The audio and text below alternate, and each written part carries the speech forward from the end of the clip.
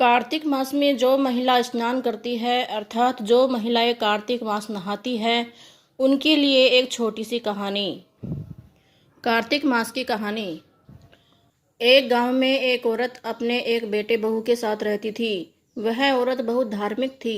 कार्तिक के महीने में वह कार्तिक नहाती थी।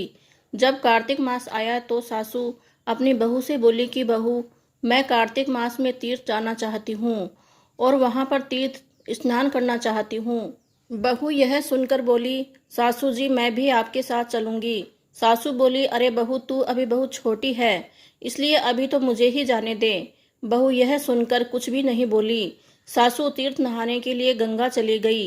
बहू ने ठान लिया था कि वह भी कार्तिक नहाएगी, इसलिए वह एक कुम्हार के पास गई और वहां से 33 कुंडे लेकर आई। रोज एक कुंडा भर के रख देती।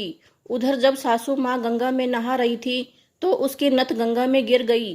सासू जी की सोने की नथ गंगा में गिर जाने के कारण बहुत दुखी हुई।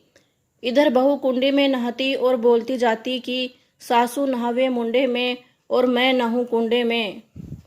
इतने में गंगा की धार बहू के कुंडे में आ गई और गंगा की धारा के साथ सासू की नथ भी बहू के कुंडे में आ गई थी। बहू अपने सास की नथ को पहचान गई थी कि यह तो उसकी सास की नथ है। बहू ने नथ को अपने पास रख ली थी। कार्तिक मास जब नहाते नहाते महीना पूरा हो गया था। सासू तीर्थ नहाकर घर पर आई। बहू ने अपनी सासू माँ की नथ पहनकर बड़े ही आदर सत्कार के साथ सासू माँ को सामने लिया। सासू जी ने बहू को अपनी ही नथ पहने हुए देखा तो सास ने कहा, बहू तुम्हारे पास यह नथ कहाँ से आई? बहू बोली, जब मैं कुंडे में नहा रही थी तो मैंने गंगा माता को याद किया, तब गंगा की धार मेरे कुंडे में आ गई और गंगा की धार के साथ ही नथ भी मेरे कुंडे में आ गई।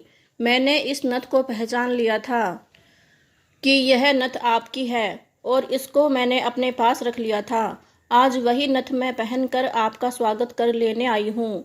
सासू यह देखकर बहुत खुश हुई। अब सासू बोली, बहू मैंने कार्तिक तो नहा लिया है, मुझे अब ब्राह्मण जिमाने हैं। तो बहू बोली, सासू माँ 2 ब्राह्मण मेरे नाम के भी जिमा देना, मैंने भी कार्तिक स्नान किया है। सासू माँ बोली, तुमने कहाँ कार्तिक स्नान किया है? तो बहू बोली, सासू माँ मेरे साथ ऊपर छत पर चलो, मैं आपको दिखाती हूँ। बहू सासू को लेकर छत पर गई तो वहां पर 33 कुंडे उल्टे पड़े थे। कार्तिक का महीना पूरा हो जाने के बाद कार्तिक माता ने सबको सोने के कर दिए थे। बहू बोली, मैं रोज कुंडा पानी से भर कर रखती, सुबह जल्दी उठकर नहाती और उल्टा करके रख देती। तो सासू बोली, बहू तू बहुत भाग्यवान है जो गंगा जी तेरे पास आई है, कुंडे भी सोने के हो गए हैं। बहू तूने श्रद्धा और मन से कार्तिक स्नान किया है तो भगवान ने तुझे फल दिया है। हे कार्तिक माता, जैसा बहू को दिया वैसा सबको देना। कहता न सुनता न हुकारा भरता न, सारा परिवार ने दीजियो। इसके बाद गणेश जी महाराज की कथा सुने जो कि हमारे डिस्क्रिप्शन में दी गई है, या फिर चैनल को सब्सक्राइब करके चैनल में जाएं। इसके नीचे ही गणेश जी महाराज की कहानी दी गई है।